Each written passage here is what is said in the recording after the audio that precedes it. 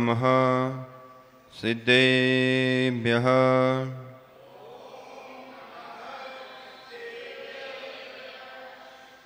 गुरुवापान्तु no नित्यं ज्ञानदर्शननायका चारित्राणो गम्भीरा मोक्षमार्गोपदेशका।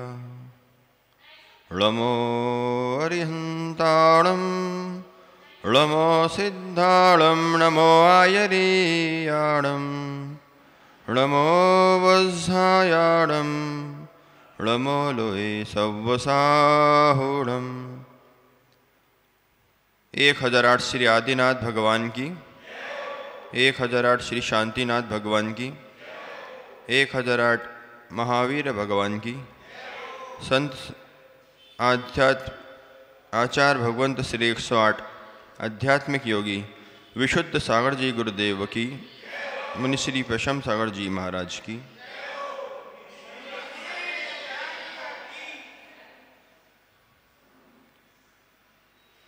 जीवन में उत्साह शक्ति को बनाकर रखना अपने लक्ष्य की प्राप्ति को ऊर्जा देने के समान होता है। जिन जिन जीवों ने शुभ कर्म किए थे ये मानकर कि मेरा भविष्य सफल होगा, मेरा भविष्य उज्जवल होगा, वे आज गुरु सानिध्य में माथा टेकने पहुंच जाते हैं। समझ में आ रहा है? मेरी बात आप तक पहुंच रही है? अगर मेरी बात आप तक पहुंच रही है तो इस बात को अपने दिमाग में हमेशा बिठा के रखना कि जिसकी शक्ति, इच्छा शक्ति प्रबल होती है वही अपने कल्याण के उपाय ढूंढ लेता है, और जिसकी इच्छा शक्ति प्रबल नहीं होती वो कितना ही आप पुरुषार्थ उससे करवाना चाहो नहीं कर पाता। एक दिन वो अपनी अज्ञानता के कारण दुख भोगने का भागी बन जाता है। दीपक आपके पास में रखा हुआ है, दीपक को रखने का स्थान भी आपके पास में है। क्या रखा है? दीपक, उसमें बाती भी है, उसको ठहरने का स्थान भी है। अपने आप में इतना उज्जवल हो सकता है, लेकिन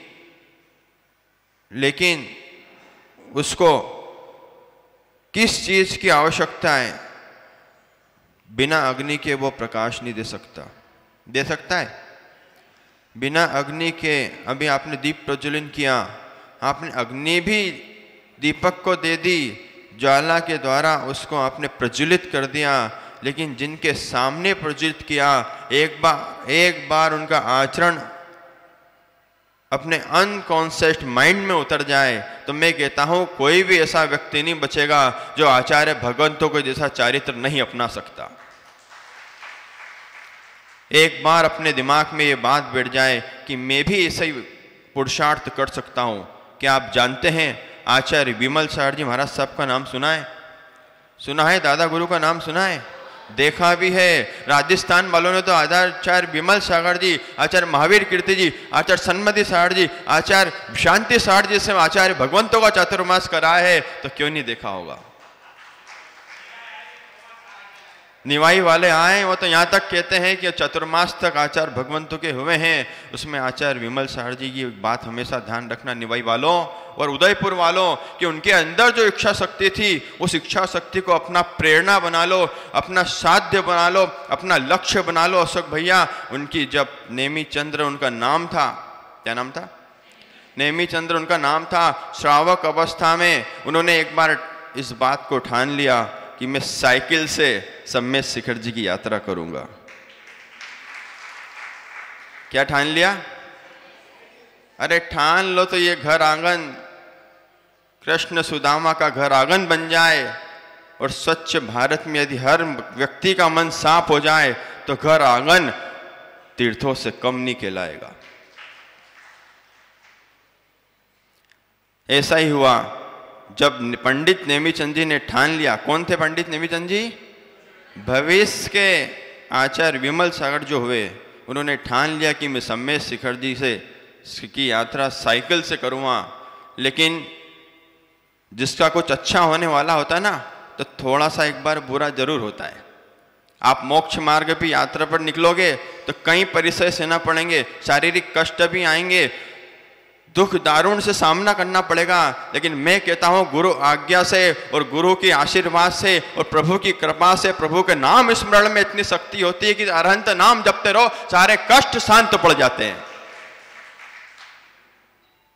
यही हुआ। चलते चलते नेमीचंद जी, पंडित नेमीचंद जी की साइकिल का टायर बस्ट हो गया, ब्लास्ट हो गया। क्या हो गया? ब्लास्ट हो गया। उन्होंने नीचे मुंह किया और एक पत्थर पे जाकर बैठकर नमोकार मंत्र पढ़ने लगे। क्या बोलने लगे?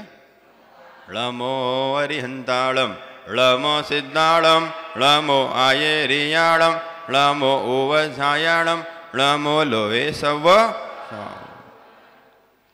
क्योंकि मैं अपनी प्रवचन शैली के साथ तुम्हें वो पुण्य कमा देना चाहता हूं कि तुम्हारी नजरों के सामने संतों का समागम होता रहे। ऐसा पुण्य हितेश भाई बना के रखना, चाहे प्रवचन में हो, चाहे बिजनेस में हो, चाहे व्यापार में हो, चाहे स्वाध्याय में हो, चाहे मंदिर में हो, चाहे तुम कोई भी काम कर रहे हो, भगवान का स्मरण करते रहना। कम से कम इतना तो पुण्य तुम्हारा जागृत रहेगा कि तुम जहां जहां चलोगे ऐसे संतों का सानिध्य मिलता रहेगा। आज निवाई वालों को आने की क्या जरूरत थी? मैं पूछना चाहूंगा, क्या जरूरत थी आपको यहाँ आने की? लेकिन जहां जहां तीर्थ संतों के चरण पड़ते हैं वहां तीर्थ पड़ जाते हैं। एक तीर्थ तुमने बांसवाड़ा में किया होगा, एक तीर्थ तुमने पुलक सर जी कहाँ पे केसरिया में किया होगा, लेकिन यहाँ तो उदयपुर में तीर्थ इतना बड़ा ऐसा कुछ है नहीं। लेकिन सेक्टर 11 अभी उदयपुर सेक्टर 11 इसलिए तीर्थ बना हुआ है क्योंकि संतों के चरण यहाँ विराजमान है। इसलिए भक्तों को संत के चरण अपने आप खींच के ले आते हैं। तो नेमीचंद जी नमोकार का पाठ पढ़ रहे थे, न जाने कोई कहां से आया, उसने टायर को देखा। आंख खोल के जब नेमीचंद जी ने टायर को देखा तो पाया कि साइकिल तो पूरी रेड पेड है, फर्स्ट क्लास, पूरी जमी हुई है। साइकिल पर बैठ के अपनी बहुत आगे तक वो निकल भी गए। लेकिन न जाने क्या उनको याद आया कि उनने सोचा साइकिल का एक कोई सामान है, वो मेरा पंप वहीं छूट गया है। क्या छूट गया है? तो उनने सोचा चलो लेके आए। फिर 1 किलोमीटर से पीछे लेने आए, देखा तो वहां पर कोई कुटिया नहीं थी, कोई इंसान नहीं था, पूरा जंगल सूना था। न जाने कौन से देव ने आकर उनकी सहायता की, भगवान जाने। एक देव और कोई नहीं था, ये नमोकार की शक्ति थी, ये उनकी प्राण ऊर्जा शक्ति थी, ये उनके संकल्प शक्ति थी कि मुझे सम्मेद शिखर जाना है तो जाना है। ऐसे ही ठान लो आप कि मुझे तो अपना कल्याण करना है, तो एक दिन कल्याण होके रहेगा। इन्हीं मंगल भावनाओं के साथ बोलिए भगवान महावीर स्वामी की